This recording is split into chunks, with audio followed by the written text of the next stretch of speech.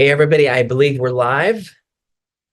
I see a live sign, so happy Thursday. It is Thursday. I am coming live from beautiful New York City. It's a sunny day.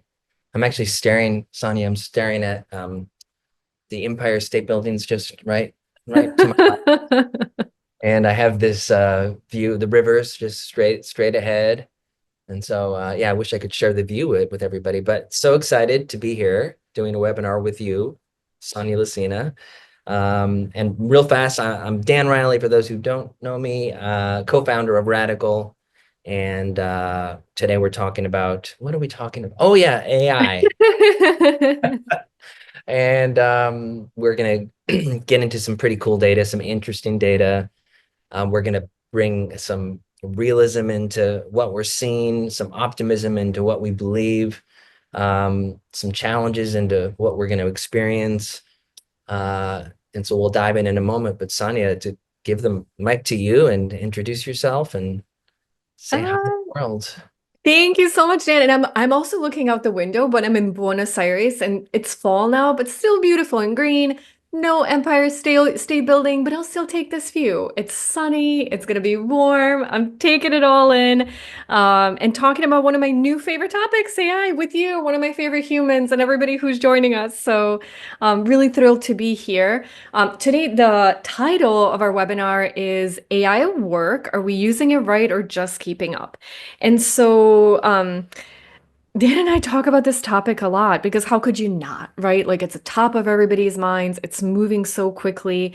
And I feel like personally and professionally, it's just something we've got to stay on top of. And if we can get ahead, that's even better.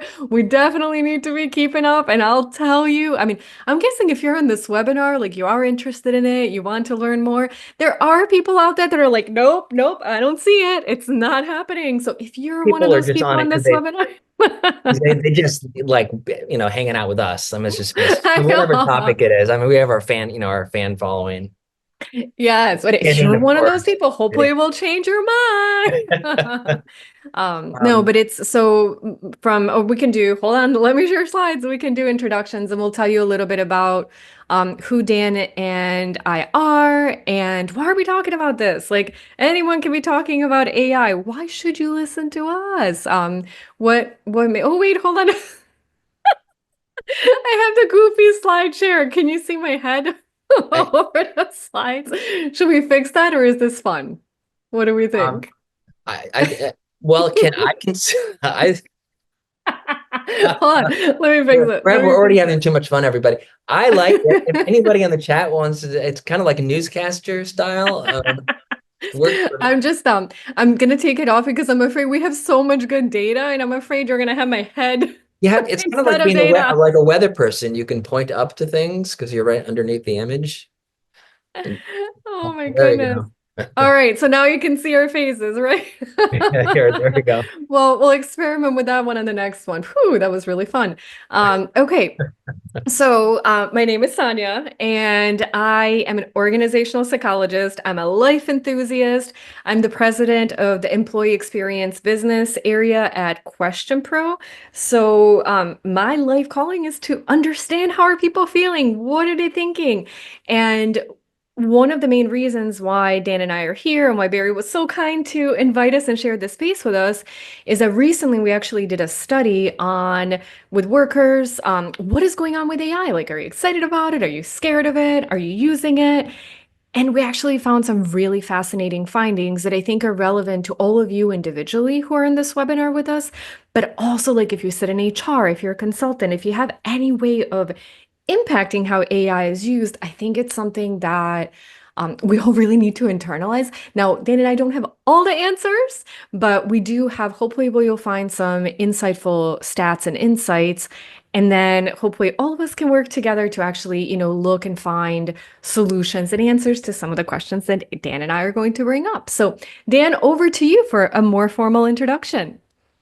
Yes, I kind of wish I was had that that I don't know what even I'm not sure. I'm gonna call it the weather person view because I that was just funny. If we could both be on the bottom, Maybe Barry, well, we could. I don't know if it's dynamic with the speakers. Maybe we can direct try construction. later. Yes. So, yeah, this is a real important conversation, and we'll dive into all the reasons why and the data. But I've spent my life, uh, I typically introduce myself as a creator and artist, musician first, but I've really spent my life in the world of employee listening and people analytics, and ultimately, with the goal to make work better. Sort of the psychology of how do we drive behavior change, right? Everything we do, whether it's a new technology, a new strategy, connections at work, all these things are ultimately to drive positive behavior change. And AI is just another one of those very fast moving tools that is going to do that. It will drive behavior change. It's going to change the way we work. It is changing the way we work. I'm the co-founder of Radical, like I said a little bit earlier.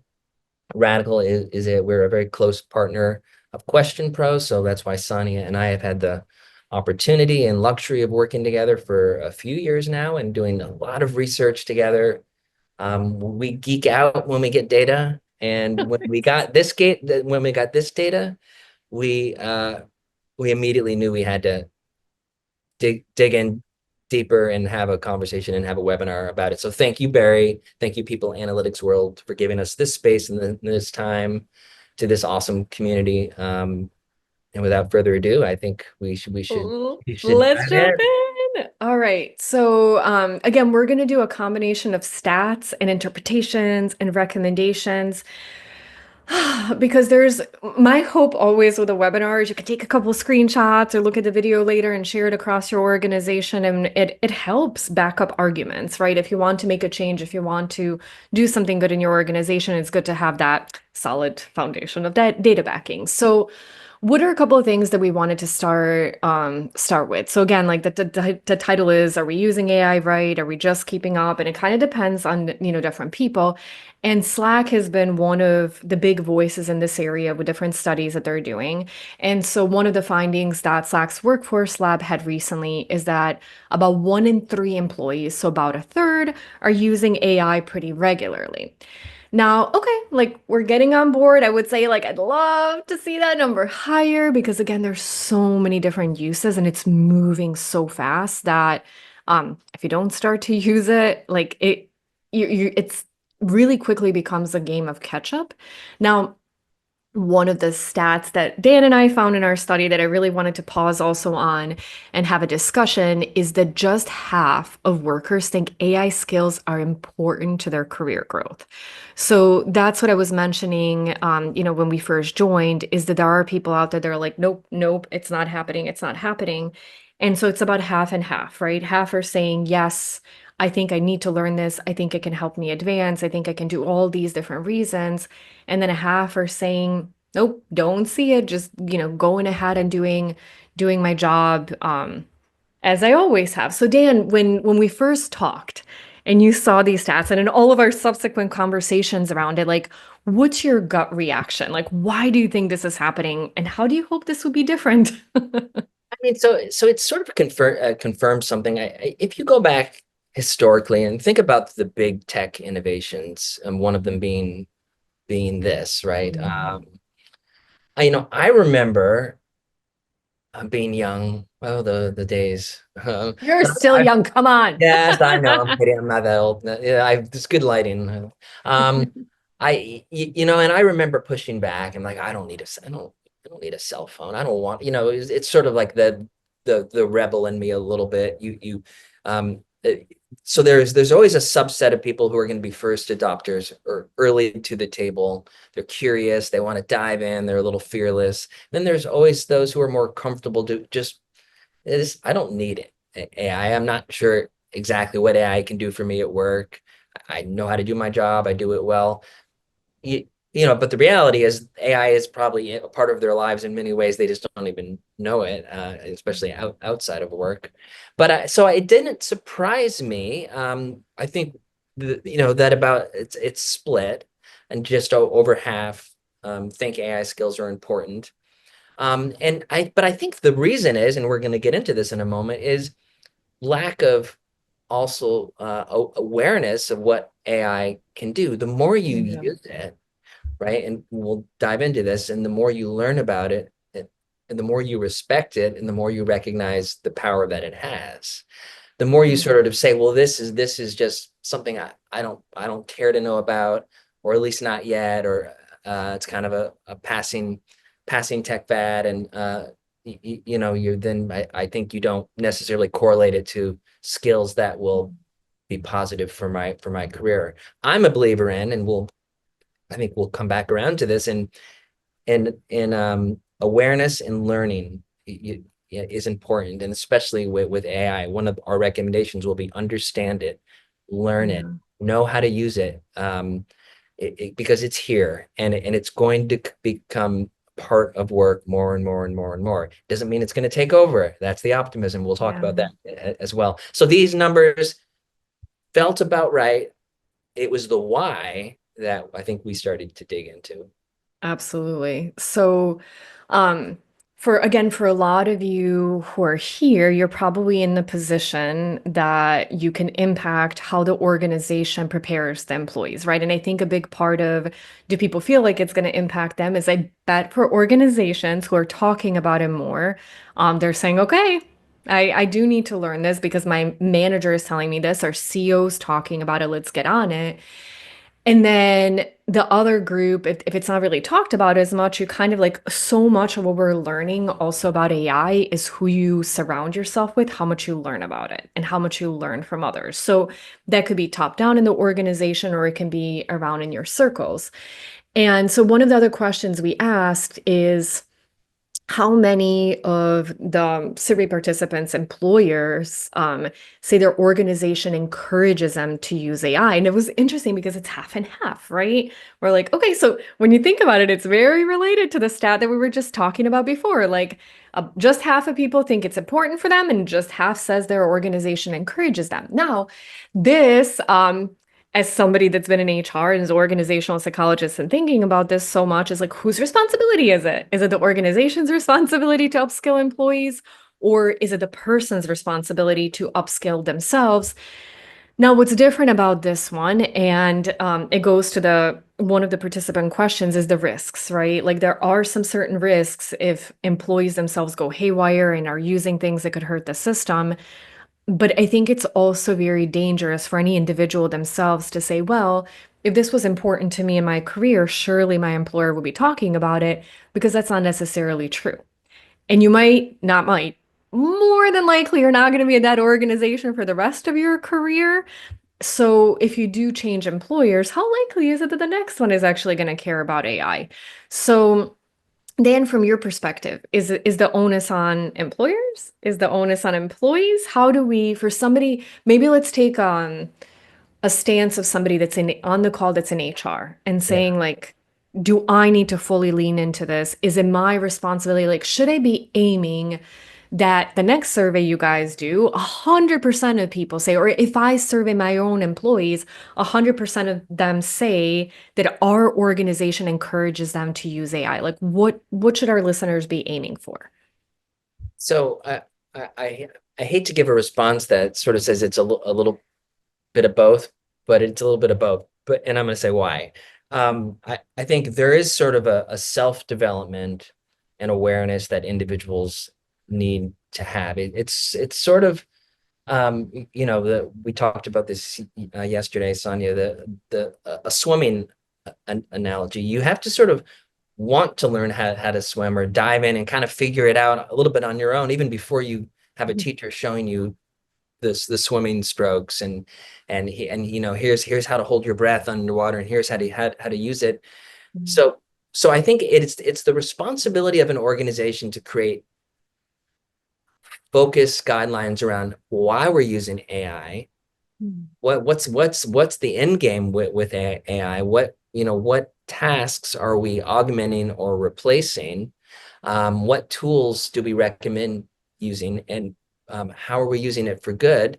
How are we making sure we're using it in an ethical way, and we're not being careless, because AI is not perfect. And I'm happy to go on the I don't, not that I need to go on the record by saying that, but I'll go on the record by saying it. It's not perfect, and it shouldn't just be seen, face Mhm. value. Whatever AI spits out, it's gold. So there has to be a little, it has to be a little bit of both. I think organizations, I think every organization should be thinking about their strategy, um, and understanding that AI isn't just another tool, but it's just a new way, a new working principle, a new working model of and so I think it's a little bit of both. I think people need to self-develop, learn, understand, but I think when it comes to specifically at the job they're at, the team they're on, the company they're with, the purpose that they're working towards, there needs to be a little bit of guidance and guardrails that the organization does put into place. Otherwise, it can become a little chaotic and it can become the wild, wild west, and we don't want that either. Yeah. So I think Yeah, it, I couldn't agree with you more. And I'll echo again that concern around like, well, what kind of impact it is going to have. As an organization, the more you provide the tools, the more you provide the training, and help your employees understand how to best use it in their role, what the threats are, the more of a controlled environment you're creating. Because what we're finding is that people are going to use it anyways. So if you as an organization are not really providing any of that, more than likely you will put yourself at some more risk because people are going to be saying, well, wait a minute, I just talked to my cousin at the barbecue and she's using this for this and now I feel like I should dabble in it, and then I go and I start to use different things. I think there's always going to be some trial and error. And I do think that for all of us individually, like, do learn it on your own. And even yes. if your organization is amazing at providing tools, still push your limits and do more and look for additional things. But I think as an organization, when we are worried about risks, I think the more we provide to our employees and the more we create the environment where they can learn and know the pros, the cons, all of that, the more beneficial it is going to be for both parties. Yeah, and just to add on one thing there, it seems some organizations, and this still exists, do a pretty good job of, and I would coach any organization not to do this, but they do a pretty good job of just blocking everything AI. And what happens, it's sort of like, uh, suggesting nobody can laugh here. And so you have to kind of keep a straight face, but yet you'll Yeah. laugh in the corners, in the private corners. So and people will figure out a way to use it. They'll use it on their phones, they'll use it on other laptops, and then that's where chaos comes in. So if start small, absolutely stay focused, but have a strategy and communicate that and provide tools and provide training. And we'll towards the end of this, we're going to get very specific on some things that you can do and what we recommend organizations do to really start to embrace and wrap your arms and shape and mold how AI helps drive business performance. Yeah, and that's what we start to get to in our next data point that I flashed too quickly. So this is a Microsoft and LinkedIn study.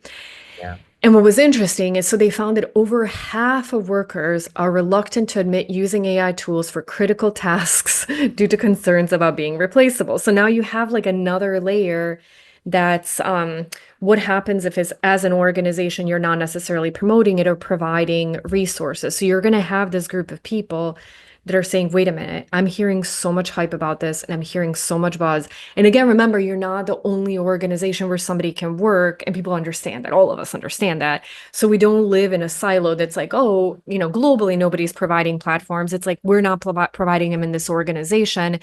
And then so people start to use it under the radar and that not necessarily report it. And that's where I can really see the greatest risk because somebody's saying, okay, maybe as an organization, we're not placing as much value on it, but I'm kind of looking around that I see in the market that's really important. So maybe I won't tell my employer that I'm doing it. So they're not like, oh, wait a minute, but like then, we can automate this, or do we really need you? And that's what introduces more risk.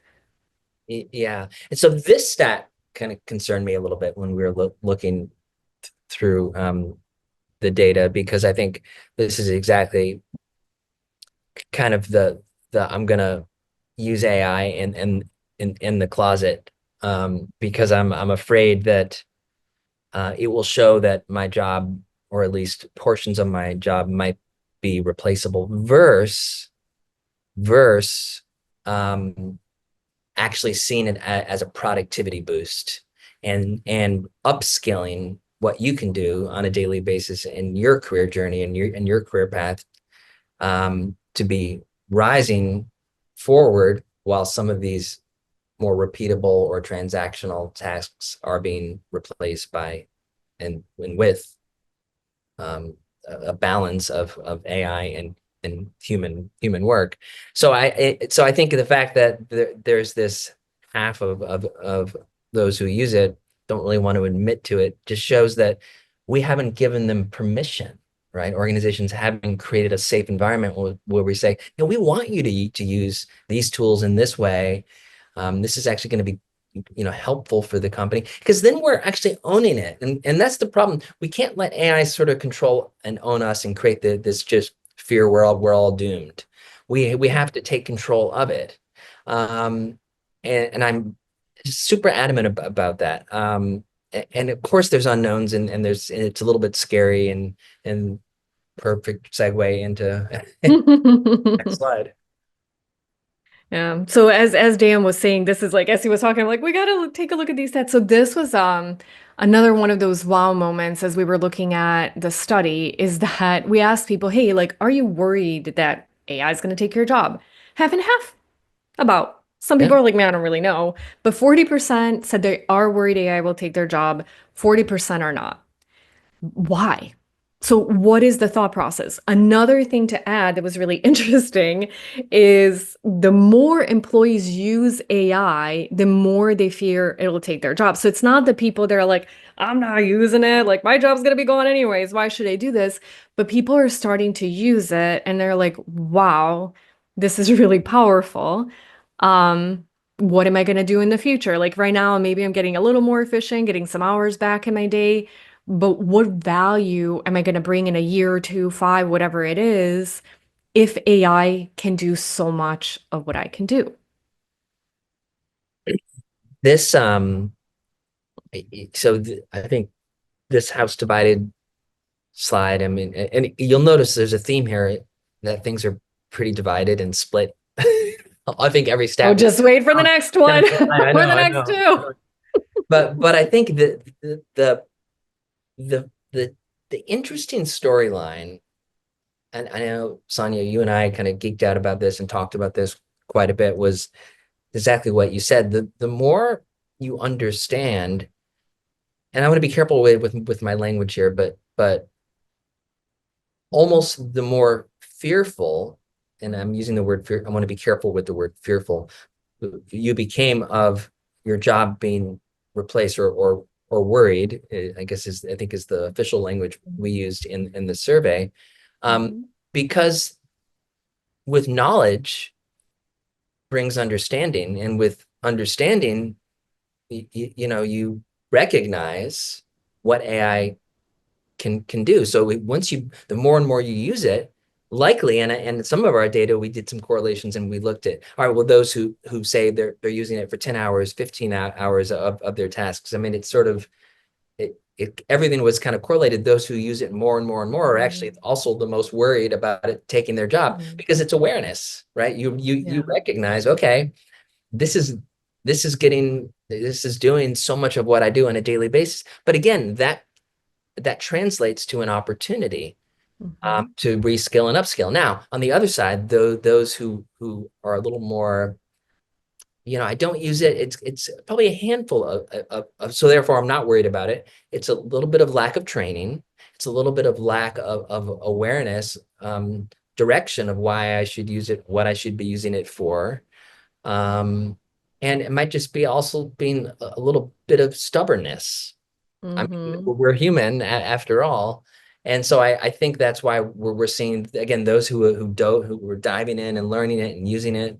And now we'll talk about in a moment the different from a level standpoint of the Yeah. types of users. But I think this was really interesting to me. But I think the biggest takeaway was the more you use it, the more you recognize the power that it does have in the workplace. Yeah. No. And I would say like also, going back to like where's the organizational responsibility on checking jobs and what's going to become obsolete, where's the individual? Again, like almost every answer is both. And recently, in our conversations with Piyush Mathur, he shared a Walmart study where they took a lot of cashiers and retrained them to be truck drivers because a lot of the cashier responsibility was being automated, but everybody pretty much knew how to drive. And so they could take this one task that was not being currently automated and shift as an organization, make that huge shift and help with opportunities. I would say on an individual basis too, looking at saying, okay, I have this chunk of my responsibility that I can use AI for or Gen AI for, etc. What are other unique contributions that I bring to this organization, whether it's leaning into part of my job that somebody else, can't do? Is it some of my like soft interpersonal skills and relationship building? I think each person can build their own adventure. And I think to your point, Dan, the worry if we channel it as awareness and saying something will change. I think for us to say that we're going to be having this kind of conversation, maybe even a year from now, maybe less, maybe a little bit longer, and that everything will be the same, I think would be silly. So, how do we lean into that opportunity and say our jobs will change? Now, how do I change my job or my profession in such a way that makes most sense to me and is most positive to me? And it's not going to be easy. It's not like one day you wake up and you're like, I've got it. But I think, like many other things with what's going on, the more you talk to other people, whether it's inside your organization or externally, the faster those ideas are going to come. But I would say, for both organizations and individuals to think about that and to understand that things are going to change. But how do you keep the frame of mind as an opportunity and control it in that way versus like just being really fearful? Because you and I, over the last weeks, we've talked to people who are like, we're doomed. This is it. And that's, for some people, that's natural too, probably not as productive. Yeah, yeah. I mean, you know what? It creates a clickbait headline. I mean, I yeah. I mean, so that's why we're doing this webinar. We're trying to get to the heart of this. And the fact of the matter is, AI has been around for a while, and yes, it's coming faster than it ever has, and tools are becoming much more embedded into the day-to-day work experience now, unlike we've ever seen before, for sure. Um, but every great sort of, big change, if you look back over time in history, finds new opportunity. Yeah. And and it doesn't mean that it's going to be easy, and it doesn't mean that we can't and we shouldn't, and in fact we have to be part of shaping how we use it. We have to stay in control of it, and we can't let it Yeah. control us. And I think that's the problem. If we just let it control us and let sort of accept we're doomed, AI's taking over, we probably could all sit back and just let AI Yeah. take over. And that's, I think, what I believe as we continue to go through some of this data, that's the point where we're trying to get Yeah. across here. There's Yeah. work for us to do, and we're trying to provide data that I think will help shed light and a spotlight on where we should be focused. Yeah. So next couple of slides, hold on to your seat. So here comes a couple of head scratchers, a couple of Yeah. double click inside your organization to see if this is happening. So one of the ways that we looked at the data and usage is managers versus individual contributors and how much they believed it is critical, AI knowledge and skills are critical for their career growth. To me, this was a jaw dropper. I did not expect this. So 72% of managers say AI skills are critical to their career growth, compared to only 43% of individual contributors. I mean, take that in for just a moment. Like if you think about like that is almost a 30 percentage point difference. Why? Do we have a webinar? Do we have chat turned on? 'Cause I know there's a hand. Yes. So anyone jump if you have we'll give our thoughts on this, but please comment if and there's no right or wrong answer here. Is This one, was this surprising to you as it was to all, like you saw this my is jaw not. drop and I'm seeing the stat for like the 50th time. Was this Yeah. surprising? And Yeah. why do you think this is? Maybe just start with that. Is this a surprise or does it make sense? So do if you can uh, I think yeah, here I have questions. I wonder if it's, let me see if oh, I have. yeah, is that No, but where there should be a chat too. So you can do questions or chatting. yeah. I'm waiting to see somebody give us then we'll know it works. For the bravest soul, you'll get a you'll get a radical hat and a question pro, It some sort of works. swag. We'll get it to you. There we go. Hey. All right, that means someone needs to give some thoughts around this. But so so there's a handful of things going on here, and I think number one, I think managers, leaders might have a little bit, there's more directional alignment with organizational goals and purpose and so there's a sense of moving a little faster, a little more urgency that might exist. Um, there's probably more comfort in using new technologies. You're leading a team, so you have to have a little more of an opinion on it because I guarantee you, in any team that you're leading, your people are asking you about AI. How are we going to use it? So I think you're put in a position where you have to be a little more advanced or a little more aware of it and probably have better skills in it for your career path. I think individual contributors, why it's lower. I think number one, in an organization, there's probably not as much, there's probably where they're lacking focus, direction from leadership around how should we be using it, why should we be using it. Some of the tasks might be a little bit more transactional. Many individual contributors are just experts at what they do, and if you all know the sort of classic nine block quadrant, you're sort of you're an expert is someone who's isn't really going to necessarily continue to grow from a skills perspective, but they're just great at what they do, and they're critical to the success of any company. So you have a lot of experts who are individual contributors because that's what they're better at. They just love what they do and they do it well. And so, the feeling might be, well, I don't need AI to help with my job. And it's probably a handful of other things, and I'm sure it changes from company to company. But that's my first instinct and take on this. So there's an opportunity for more coalitions to be built, awareness to be built around how, why, what, how are we going to be intentional about using it, sharing that, pushing that down into the organization so individual contributors have more awareness. And I think that it's on the shoulders and responsibility of managers. Now, it doesn't go against our earlier statement that learn how to use it, whoever you are, learn. But it's the how you apply it where I think we have a pretty big opportunity. Yeah. And I think to me, like if I look at this, try to look at it objectively, like it is concerning that there is such a big gap. Like I don't see something that would be in a managerial role that so clearly requires better AI usage or Gen AI usage than an individual contributor. And to me, I think it's going to create an even bigger gap. And a lot of times, if you think about like just gap over time, right? Like if we don't do something proactively about it, I don't know if this is just going to go away.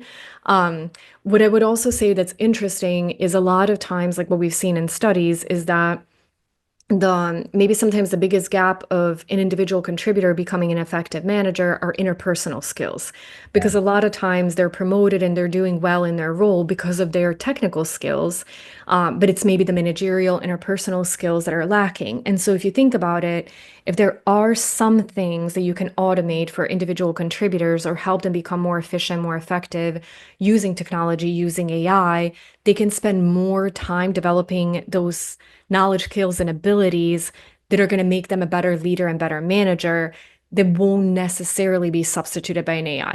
Now, what we are seeing is there are a lot of things like, oh, providing effective feedback and having candid conversations, and friends and family, AI is coming in there too. So it's not like all of those things are still going to stay in our personal, but I'm still like, as somebody that loves people, loves connections, loves relationships with my team. Like I truly care. Everyone that I've ever worked with, I can say I care about them as a human. I don't think AI is going to replace that. So, how can we lean into those better, more effective social connections that'll help us inside and outside of the organization to leverage AI at all different levels to help people enable to lean into things that maybe sometimes didn't have as much time for because they were so bogged down by the different technical tasks. Yeah, absolutely. And I also think, I mean, you picked on it, and then I picked up on this, and I want to just kind of double down on it, and Yeah. then I want to get to some of these points that were made in the webinar chat box. But I think it's also an awareness of what AI can do for us around the human connection. To your point, I mean, it isn't just so. And that's the awareness side of it. AI can quickly help us understand each other, gaps that we might have across skills. It can help us understand even kind of from a personality perspective, how differences we might have, work style differences we might have. And so I think it's extraordinarily powerful once we start to use it, but again, in a very safe and intentional and focused way that benefits the individual, benefits teams, and benefits the organization. And so to these points that were just made, and I think it's nice to see some of these comments aligning with Mm. where Sonia and I were going. So one comment, Sian, thanks for sharing this. Oh, you're absolutely right. So again, if organizations already set clear expectations and guidelines for use at work, employees will see is more than a nice to have. That's spot on, right? We have to sort of, there is an expectation setting. Again, it's here. Here's how we're going to use it. Here's why we're going to use it.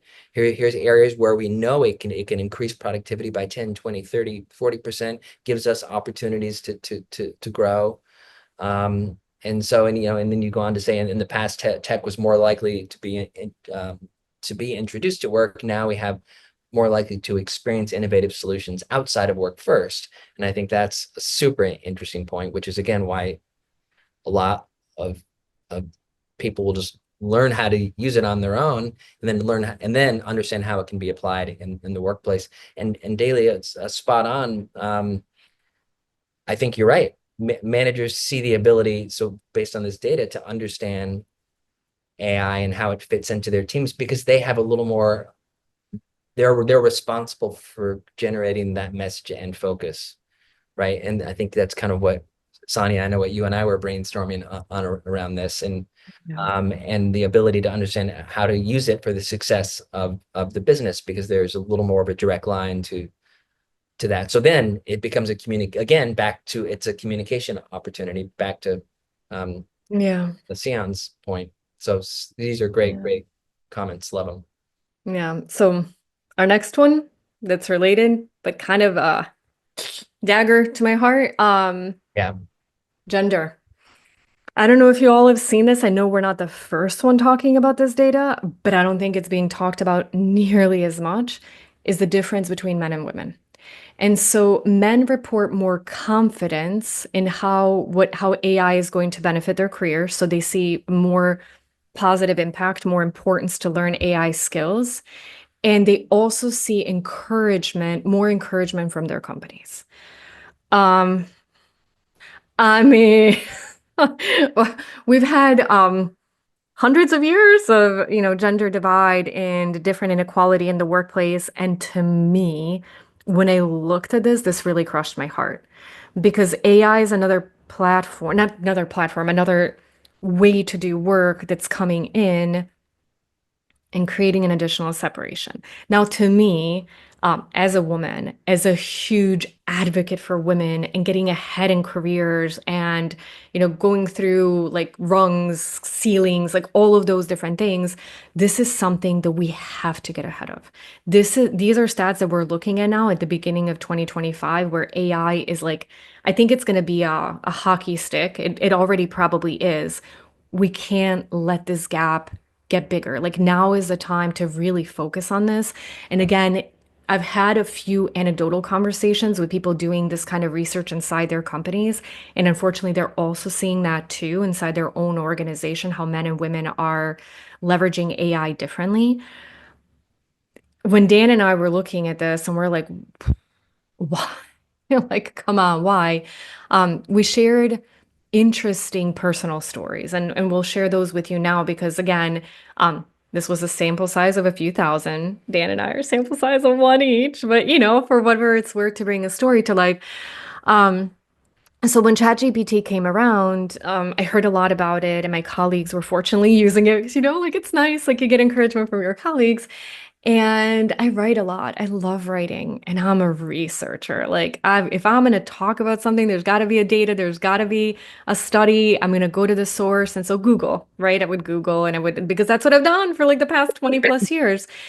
And it took a lot for me to change that habit and behavior of going first to ChatGPT, then Perplexity, and there's different platforms. And I was challenged by it sometimes because ChatGPT would sometimes give me nonsense. And I'm like, I'm not going to talk about this data point if you're not going to give me a source. Come on. So then I would go back to Google, but it took me a while to change that behavior. And I did it not because I was excited about it at first or because I found value in it. I knew I had to start to train myself to use Gen AI because if not, I was going to fall farther behind. And at some point, I would have to play even more catch up. But I was not necessarily excited about that point. It was something that I had to force myself to do. Now, again, I'm a researcher. I know I'm a sample size of one, but I wanted to share that because, again, as Dan and I were looking at this data, talking to different people and trying to figure out the why, that was my experience. It was more this like, I've got to do it, rather than excitement. But Dan, what was your experience when Gen AI Yeah. came around? And there's some great comments coming in too. And one of the questions is, are we looking at just a more of a macro look at work or at the gender divide, and or if we were to look more specifically at roles that might be more male dominated versus female dominated, does the data change? And this data is our entire sample size. I will say this, to that question, all the studies that we've seen, almost regardless of where you dive into, it's for the most part, it's pretty similar. So I mean, so to answer both of the questions around, how much does it come from the types of roles in embracing AI? So I do think Oh, it, and it was interesting to that point. I didn't put the data in here, but I did do a cut of looking at managers and was there a difference in males and females? And there still even was. yeah, So, like, even if you look, so managers use it more than individual contributors, but male managers use it more than female managers. And I tested a couple of different occupations too. So it was relatively consistent where it yeah. wasn't, to your point, not necessarily, oh, it overshadows because maybe some professions are more male than female. Even when you look within, you're seeing those differences. Yeah, so I think a couple things here. I mean, so I thank you for sharing your story, Sonia. I think that's super interesting and helps kind of give some, at least like you said, a sample size of one perspective. And I- so I think I'm the first to go on record. I mean, I think I find leadership, the skills that women leaders bring to the table, amazing, right? I in fact I think women make the best leaders. And I've always thought that there's and it's okay to say that because there are differences, of course, right? And I've always felt that, and I think there's an ownership of celebrating strengths that we have from a gender divide standpoint. But what I don't like seeing is tools that should be used equally to help us all head into the careers that we want to head into and enhance our careers and grow our careers, where there's still this divide, and it almost picks up on gender gap, pay the pay divide and pay equity. I mean, we're seeing this. I think we're almost seeing this as a is it's a consistent theme, right? Where there's a little bit more expectations, um, more for less. With women is still alive and well, and we need more organizations and more male advocacy out there, right, fighting for this, and so and and it's celebrating the differences, but fighting for these gaps. Because Sonia, to your point, we can't have this. Yeah. This is a tool we can all be using and all should be using.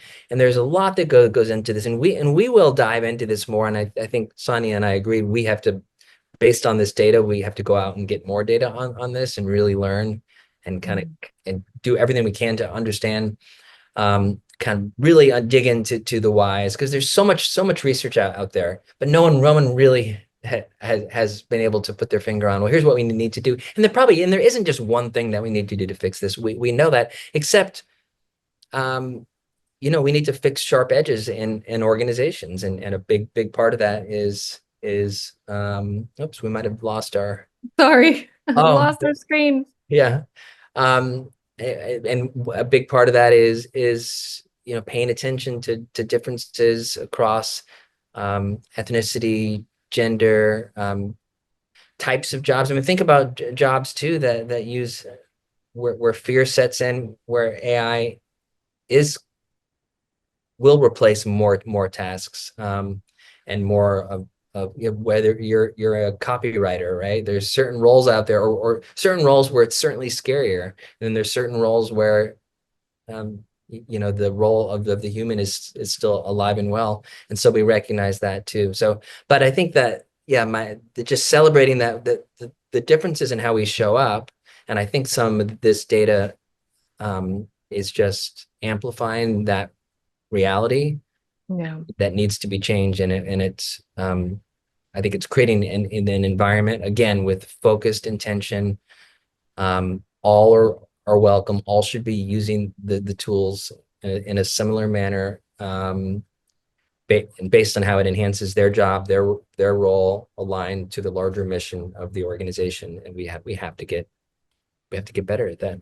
Yeah. And so if you're a woman on here, if you're in HR, I would say take a look at it, because I think now is the time to be very conscious of it. Again, we still don't have all the answers to the whys, but we know the gap is there. And it's our study. There's been other studies done before. And again, I think we're not talking about it nearly enough. And that's why Dan Yeah. and I wanted to do that data segment, that we know, again, there's still a gap in pay, there's a gap in roles, there are a lot of different gaps between men and women.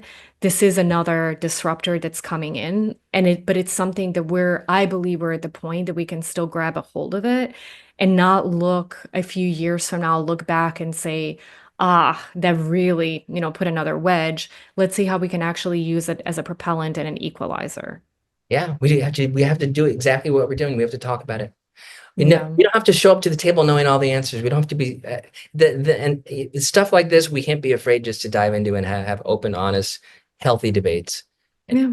that's the way, and shine lights on what we see. We don't always have to know the story, right? Yeah, I mean, I'm a huge storyteller. You are, Tanya. We want data to build and tell us a story. Sometimes we just need to know the facts, and we need to learn. Then we need to listen more. Yeah. Then only then can we sort of all make change together. And I think that's what I hope some of this data is showing. So Um, I love this slide. Sonia, do you want to? As we start to wrap up, so we wanted to make sure to remember the humanity, right? There's a lot around technology, there's a lot around training. It can be exhilarating, it can be exhausting, it can be both in the same day. It is going to be both for the same humans. And so, as we look ahead, as we think about how do we tackle these technologies, these advancements, there are a few things in mine and Dan's conversations that have really come up consistently, I think that we wanted to leave you all with. And one is being human. Like we are all first and foremost human. We have to remember that and show up as that. So it is taking, like, if you're running as fast as you can and you're looking to make a positive impact in your organization and create um, this positive change and make it equal, remember to take time to rest. Like, it is going to be a marathon. Sometimes we're going to sprint, and sometimes it's going to feel like you've got to keep sprinting, because if you don't, you're going to be the last one to finish the race, and you don't want that, but that's not possible. So, have your goals, understand where your challenges are, create your roadmaps, but remember to take care of yourself and your people first, because we're going to keep changing, we're going to keep learning, we're going to have more opportunities. And it's just really critical for us to show up every day as our best, most refreshed selves to really be able to make that greatest impact. Yeah. I mean, that's kind of mic drop statement. I don't know how to how to add too much onto that other yeah, then just to say that I mean we're humans every day trying to be the best version of ourselves and trying and I guess I and recognizing and being empathetic to the differences that many of us have. And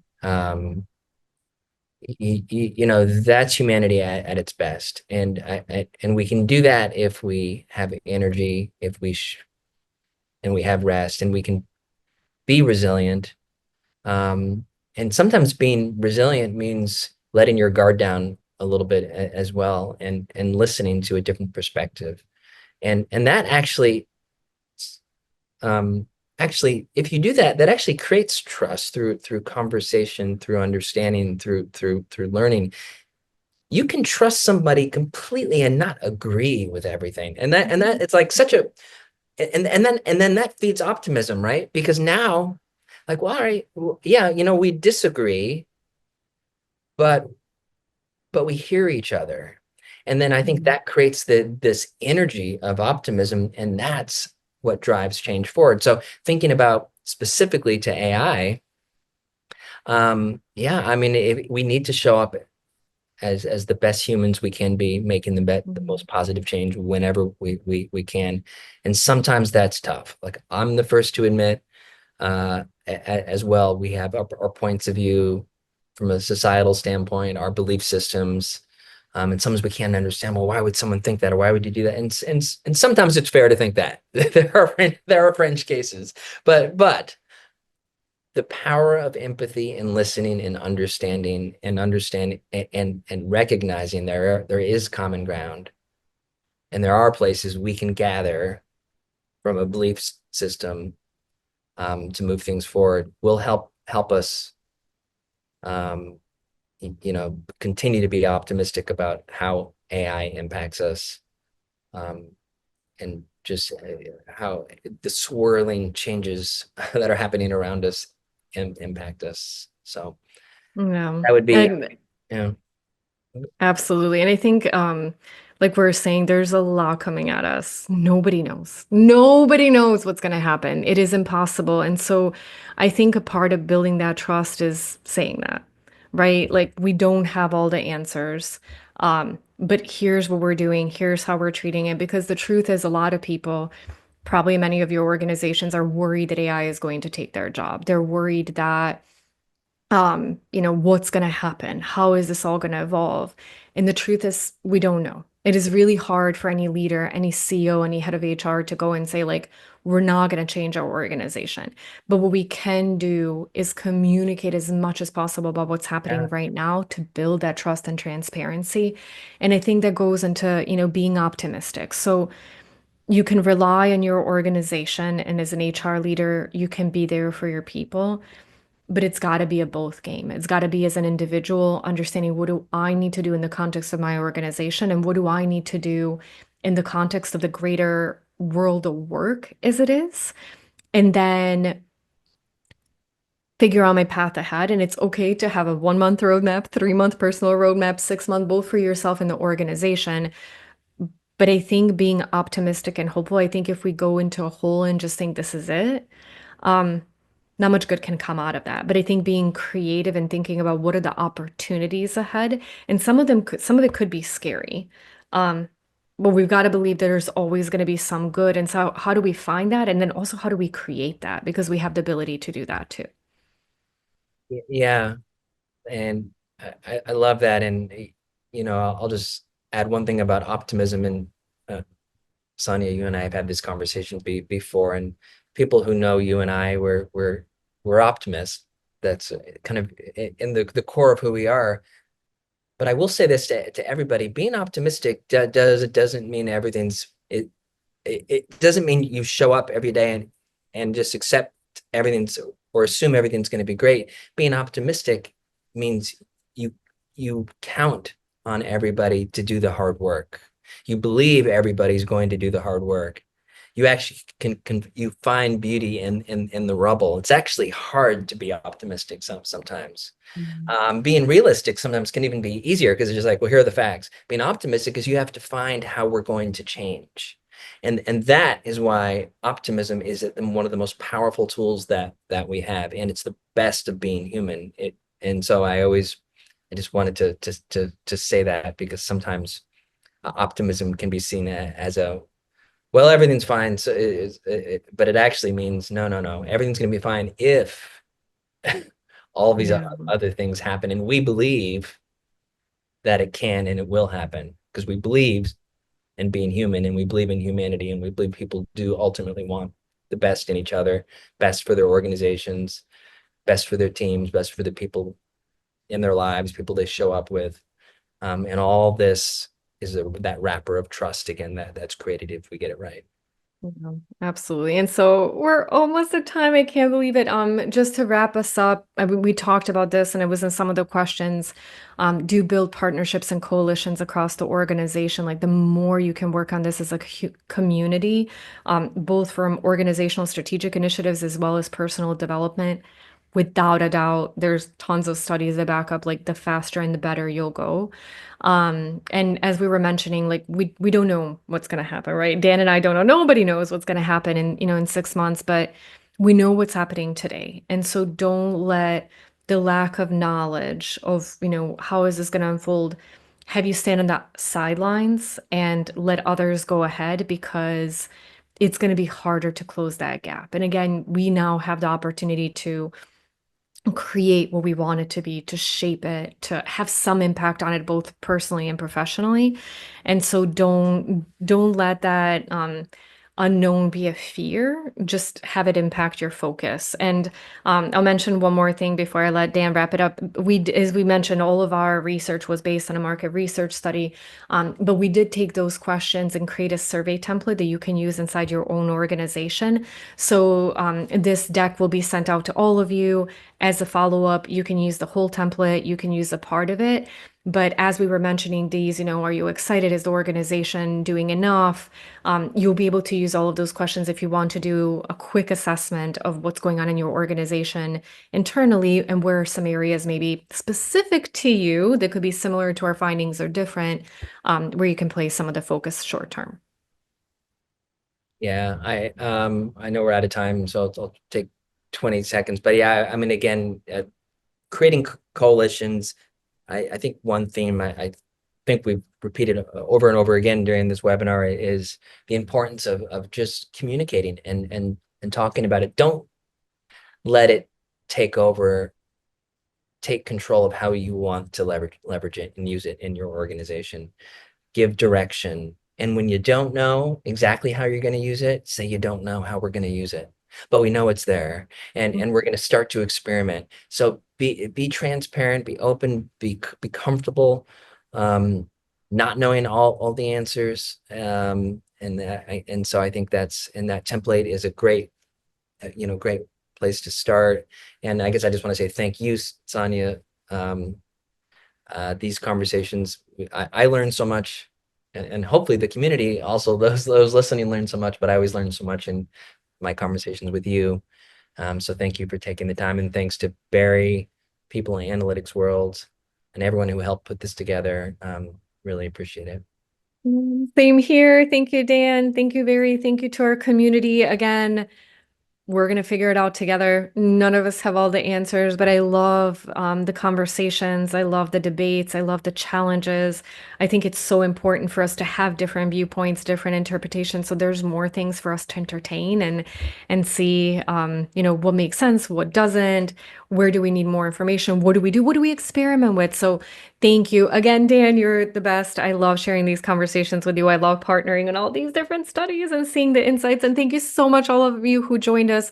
You will get this information as a follow-up. And if you do want to have a conversation with us to brainstorm, share any of your personal experiences, if there was something there, if we could talk about this for days, right? It was just 1 hour. So if there was anything that we didn't address that's, on your minds, feel free to send us a note or set up a call. It's so critical for us to continue this conversation. So anyone that's open to it, we'd love to hear from you. Yes. Um, Well, Thank you, thank everybody. you, everybody. Have a nice Have a great rest of the day. day. See you soon. Bye.